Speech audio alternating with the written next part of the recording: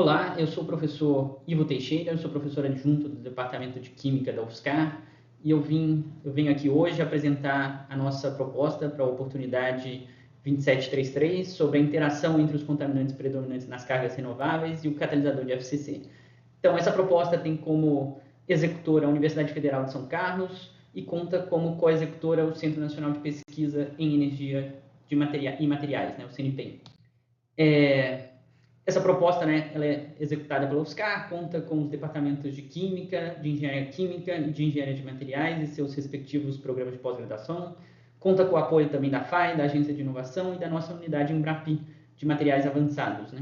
E como co-executora, o CNPEM, através do Laboratório Nacional de Luz Síncroton, especialmente a linha Paineira.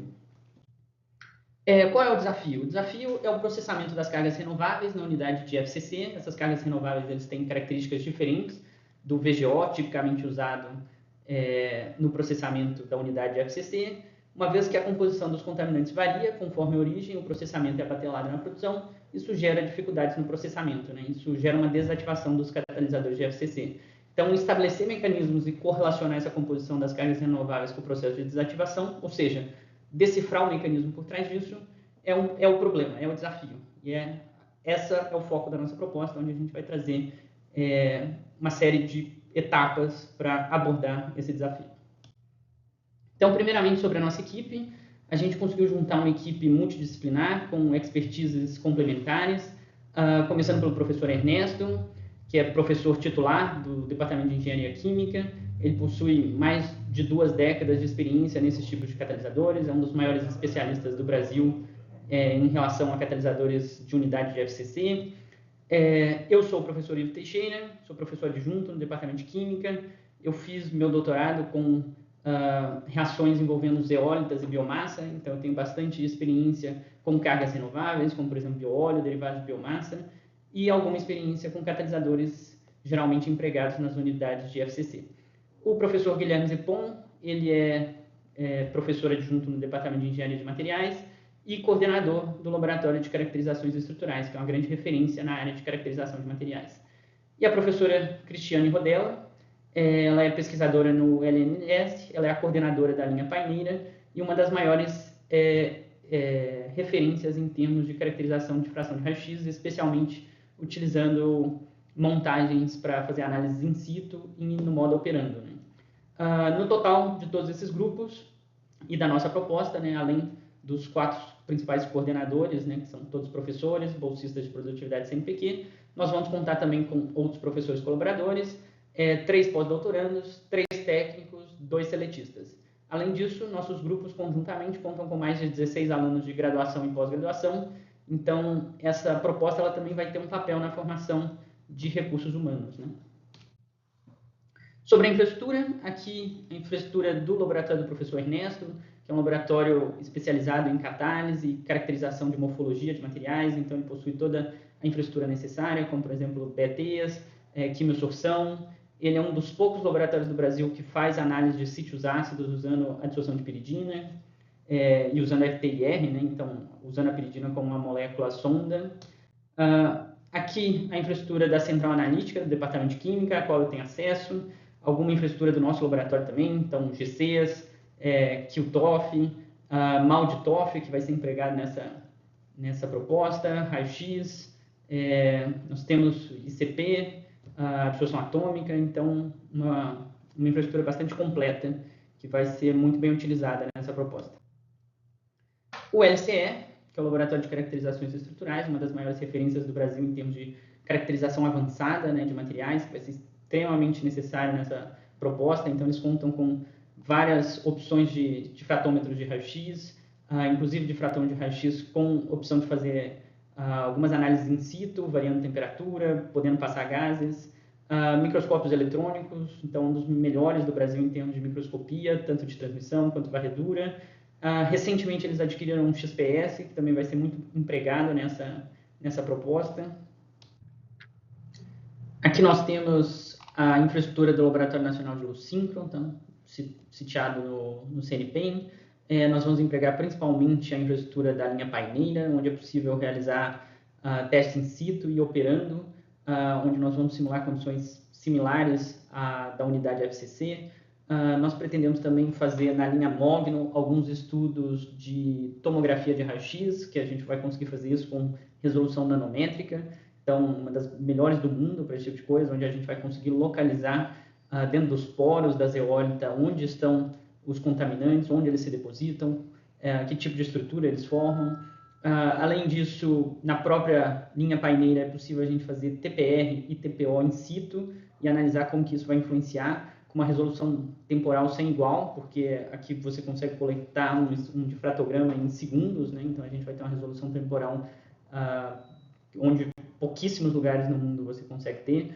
Além disso, na linha Carnaúba, a gente pretende também conseguir analisar hexáfis e chanes, né, o que vai permitir que a gente consiga decifrar os estados de oxidação e o ambiente químico desses contaminantes no catalisador.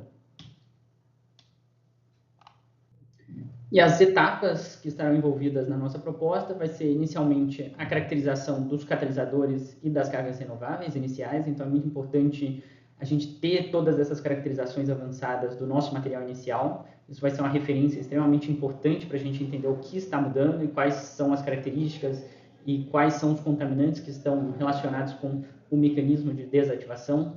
Então, por exemplo, a determinação dos contaminantes metálicos, não metálicos, toda a composição da própria carga renovável vai ser essencial. Depois, a análise química, estrutural e textural dos catalisadores inicialmente. Nessa etapa, a gente também pretende se dedicar a uma revisão bibliográfica para estar bem inteirado sobre os mecanismos clássicos de desativação e conseguir, quando chegar o momento, realmente entender as diferenças e conseguir correlacioná-las com os contaminantes metálicos e não metálicos da carga renovável, né? Então, a segunda etapa é a caracterização após. Então, como informado na proposta, na oportunidade, né, a própria Petrobras vai fornecer as amostras de catalisador já desativadas e a gente vai fazer uma completa caracterização desse material, né? Então, avaliar a estabilidade estrutural, acidez, morfologia, propriedades, entender o que mudou em relação ao catalisador inicial. Então, como atividade 2.2, é o monitoramento da interação entre esses contaminantes das cargas renováveis e os contaminantes tradicionais de VGO. Então, entender onde foram parar esses contaminantes dentro da estrutura do catalisador de FCC. Uma terceira etapa, aqui a gente vai começar a se aprofundar ainda mais e conseguir um detalhamento ainda maior da caracterização desses materiais, que é fazendo esses estudos in situ e operando, especialmente na linha paineira do Laboratório Nacional de Luz Síncroton. E, por último, uma etapa de, talvez, reativação do catalisador, onde a gente pretende formular propostas de modificação do processo a fim de melhorar a vida útil desse catalisador e avaliar como essas sugestões de modificação vão realmente vão ser efetivas ou não. Então, detalhando a nossa proposta, né, etapa por etapa. Primeira etapa, então, primeira atividade é a caracterização das cargas renováveis, então, por ICP, ICP-MS, absorção atômica, análise elementar, Cal-Fischer para determinar o teor de água, determinação de acidez por titulação potenciométrica, entender completamente as propriedades dessa carga renovável, né? Elas podem variar, então a gente provavelmente vai ter que analisar várias opções, várias bateladas de carga renovável.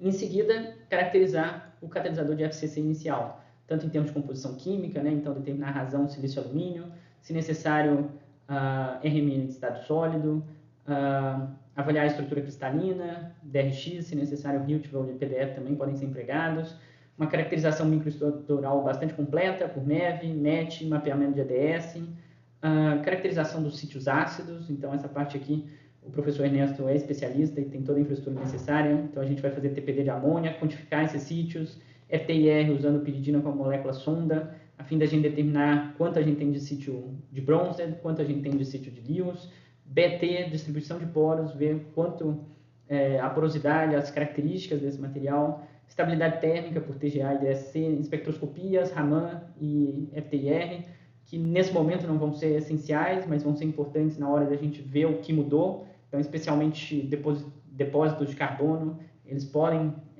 a gente pode tirar bastante informação usando essas técnicas espectroscópicas, e também a revisão bibliográfica, como eu já tinha falado, né, entender como funcionam os mecanismos clássicos de desativação e usar isso como referência para a gente entender o que está ocorrendo de diferente quando a gente processa as cargas renováveis. A etapa 2 do projeto é uma das principais etapas do projeto, onde nós vamos avaliar a estabilidade estrutural, os sítios ácidos, a morfologia e as propriedades texturais do catalisador após o processo de desativação. Então, todas aquelas técnicas que foram empregadas previamente para caracterizar o catalisador inicial serão empregadas novamente para que a gente consiga comparar e obter informações sobre o que está mudando no catalisador. Além disso, nós vamos empregar também técnicas como, por exemplo, TPR, né, de hidrogênio, onde a gente vai conseguir observar o perfil de redução, especialmente dos contaminantes metálicos. Isso já vai começar a nos dar informações sobre possíveis interações entre os contaminantes típicos do VGO com os contaminantes típicos da carga renovável. Nós vamos realizar também TPO, então oxidação a temperatura programada. Isso daqui vai nos dar informações bastante relevantes sobre o perfil de oxidação dessas possíveis estruturas metálicas depositadas, como também o perfil de oxidação do próprio carbono depositado durante o processo de desativação. Na etapa 2.2, a gente já vai começar a inserir técnicas de caracterização ainda mais avançadas, como, por exemplo, MALDI-TOF, tomografia de raio-x na linha Mogno, Chanes e EXAFS. Então, nessa etapa, a gente vai começar a entender melhor a natureza dos contaminantes na amostra desativada, como, por exemplo, estado de oxidação, composição, ambiente químico. Essas são todas as informações que a gente consegue tirar do Chanes e do EXAFS, estrutura cristalina, morfologia, localização na estrutura do catalisador de FCC. Então, essas são informações que a gente consegue tirar da tomografia de raio-x. E a partir dessas informações, tentar começar a correlacionar a presença e a concentração dos contaminantes com a perda de atividade do catalisador, né? E podendo até mesmo inferir possíveis interações entre os contaminantes da carga de VGO com a carga renovável. E agora a etapa 3, que é a cereja do bolo da nossa proposta, que é a investigação dos mecanismos de desativação e comportamento redox dos contaminantes, especialmente através de estudos in situ e operando, né? Então, aqui a gente vai empregar principalmente a linha paineira do Laboratório Nacional de Luz-Síncroton, mas, como eu já havia mencionado, o próprio LCE tem um difratômetro de raio-x que permite fazer alguns estudos in situ, que é bastante importante para baratear essa proposta, uma vez que o custo do tempo de fecho é bastante significativo. Eu vou entrar nesse detalhe quando a gente chegar no orçamento.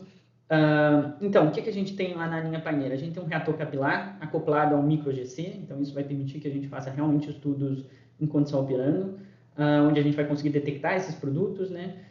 A capacidade de operar em condições muito similares à unidade de FCC, em termos de temperatura, de atmosfera, e a possibilidade da gente ter uma resolução temporal bastante alta, né? Então, a gente vai poder acompanhar em resolução de segundos, né, o que está acontecendo com o catalisador.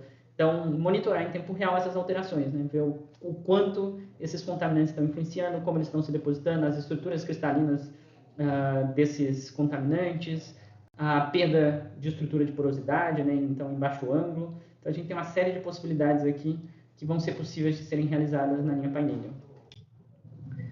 E aí, o objetivo de fazer esses testes, né, e obter todos esses dados é a gente conseguir formular possíveis novos mecanismos de desativação, né? Então, esse é a etapa 3.2, onde a gente pretende identificar as diferenças dos mecanismos tradicionais, que já são bem relatados na literatura, que envolvem geralmente contaminantes típicos do VGO, com um novo mecanismo de desativação do FCC quando a gente emprega cargas renováveis, né, quando a gente processa essas cargas renováveis. Então, nós temos bastante confiança de que vai ser possível avançar no conhecimento dessa área através dessa proposta. E, se tudo der certo, a gente pretende ainda executar uma quarta etapa, que é a formulação de propostas de modificação, tanto no processamento, né, da carga renovável, como na reativação do catalisador, né? Então, talvez modificações no processo de regeneração, como, por exemplo, tratamentos térmicos, lixiviação química ou trocas iônicas, a fim da gente remover essas contaminantes, tanto inorgânicos, metálicos, como não metálicos.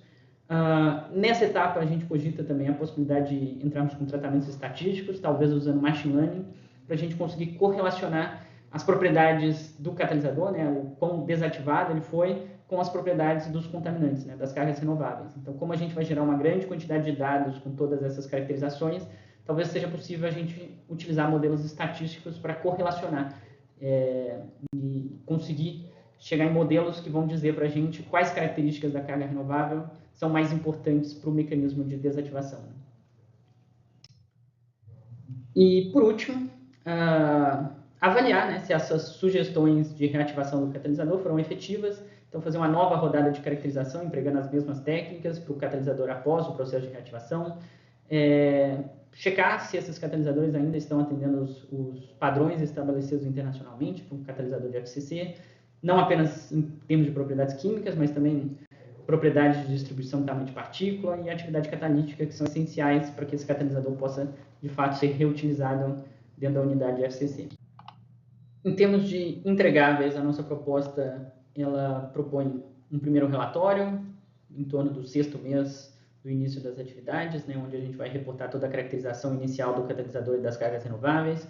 Um segundo relatório, provavelmente entre o ano 1 e o ano 2, com toda a caracterização completa e avançada do catalisador desativado.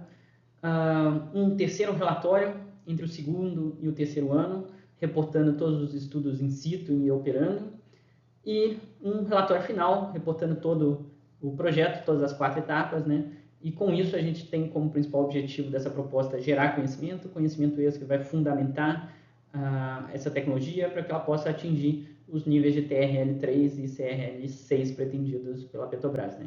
Então, nós acreditamos que essa proposta tem grande potencial de gerar valor para a empresa, né, através de conhecimento que será empregado para que essa tecnologia se torne passível de ser utilizada industrialmente no futuro de maneira eficiente.